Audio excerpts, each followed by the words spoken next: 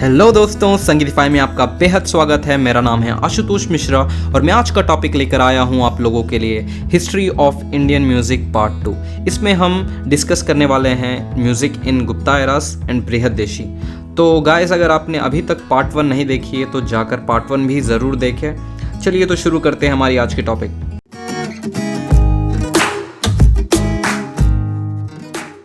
दोस्तों, 300 से 600 ईस्वी का जो मध्यकाल है इसे हम गुप्ता पीरियड या गुप्ता एरा के नाम से जानते हैं और इस एरा को गोल्डन एरा माना जाता है कल्चर, आर्ट और लर्निंग के मामले में। देखिए, आप सब में कुछ लोग ऐसा भी सोच सकते हैं कि आज के टाइम पे इतनी मॉडर्नाइजेशन होने के बाद आर्ट्स वगैरह को उतना इंपॉर्टेंस नहीं देते, सोसाइटी, फैमिली वगैरह, तो उस टाइम पे ऐसा कैसे पॉसिबल हो सकता है। तो गाइज, मेरा मानना ये है कि जैसी लीडरशिप होगी वैसे ही वो अपने लोगों को पुश करेंगे।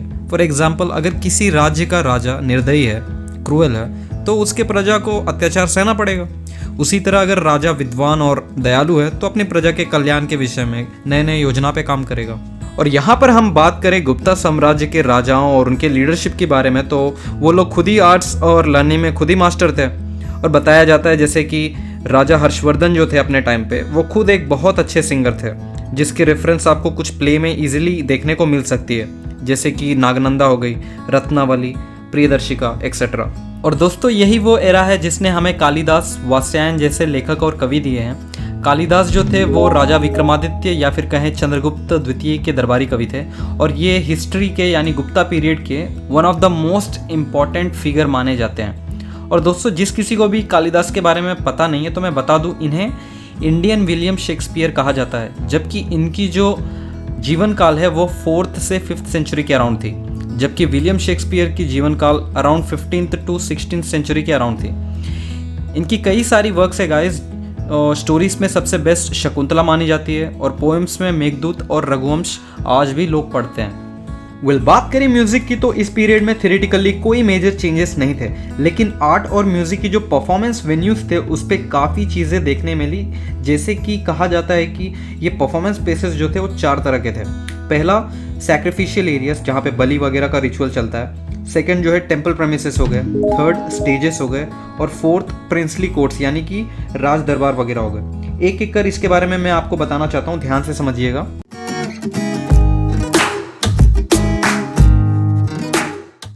तो दोस्तों, अगर बात करें सैक्रिफिशियल एरियाज की तो यहाँ पर मंत्रों का उच्चारण यानी प्रॉपर प्रोनाउंसिएशन, वर्ड्स, अप्रोप्रिएटनेस पे ज़्यादा फोकस करते थे।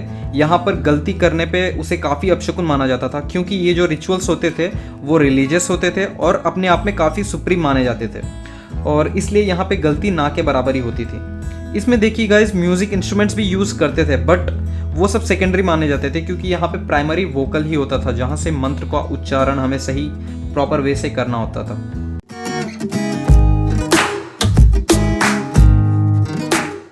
देखिए दोस्तों, सदियों से जो चला आता था वो इस एरा में भी देखने मिली। वो थी लिमिटेड म्यूजिशियंस को टेम्पल इवेंट्स पे इनवाइट करके उन्हीं को सिंगिंग करने का चांस देना। इसके पीछे मोस्ट प्रोबेबल रीज़न ये होती थी कि ये जो लिमिटेड म्यूजिशियंस जो हमेशा आते थे वो हैबिचुएट होते थे भजन के वर्ड से, जेनर वगैरह से, तो चांस ऑफ मिस्टेक जो थी वो ना के बराबर ही होती थी।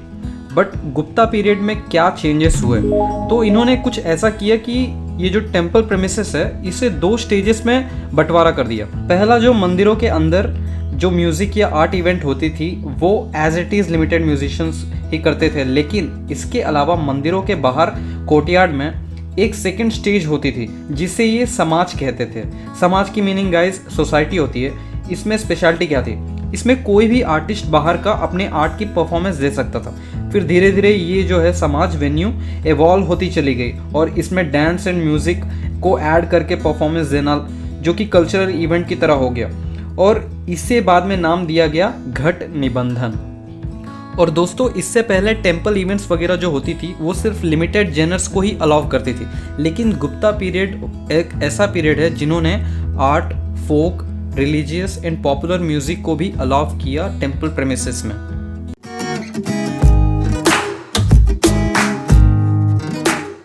दोस्तों, ऐसी स्टेजेस बने ही इसलिए थी ताकि आर्ट जितना क्लियरली विजुअल हो उतनी ही क्लियरली ऑडिबल भी हो। ये ध्यान में रख के ऐसे स्टेजेस बनाए गए थे। ये स्टेजेस सिमिलर थी हमारे आज के ज़माने के जो ऑडिटोरियम हैं, थिएटर हैं, उस तरह के।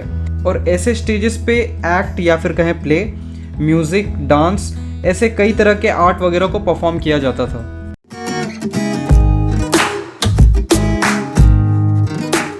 प्रिंसली कोर्ट्स या कहें राज दरबार, ये काफ़ी हाई लेवल की स्टेज होती थी गाइस, और यहाँ हर किसी को परफॉर्म करने की चांस नहीं मिलती थी। हालांकि सबकी ड्रीम यही रहती थी कि वो ऐसे स्टेज पे परफॉर्म ज़रूर करे, क्योंकि कलाकार जो है वो सीधे राजा के सामने अपनी परफॉर्मेंस देते थे, जो कि बहुत कम गिने चुने लोग ही प्रिंसली कोर्ट में अपनी आर्ट परफॉर्म कर पाते थे।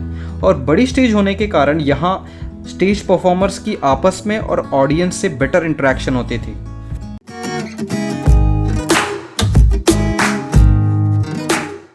दोस्तों, बृहदेशी मातंग मुनि द्वारा लिखी गई थी। कहा जाता है भरत मुनि के बाद अगर किसी ने संगीत के बारे में कोई जानकारी दी है तो वो मातंग मुनि थे। ये साउथ इंडिया से बिलोंग करते थे। और बृहदेशी आखिर क्यों इम्पॉर्टेंट है और ऐसी क्या बात है इसमें? तो दोस्तों, माना जाता है ये फर्स्ट मेजर टेक्स्ट है आफ्टर नाट्य शास्त्र, जिसमें राग, सरगम और नोटेशन मातंग मुनि ने इसमें दी है। नाट्य शास्त्र में देखिए 22 श्रुतियों के बारे में बताया गया था, पर उन 22 श्रुतियों के बारे में विस्तार से मातंग मुनि ने अपने बृहदेशी में बताया, यानी कि क्लैरिफाई किया है।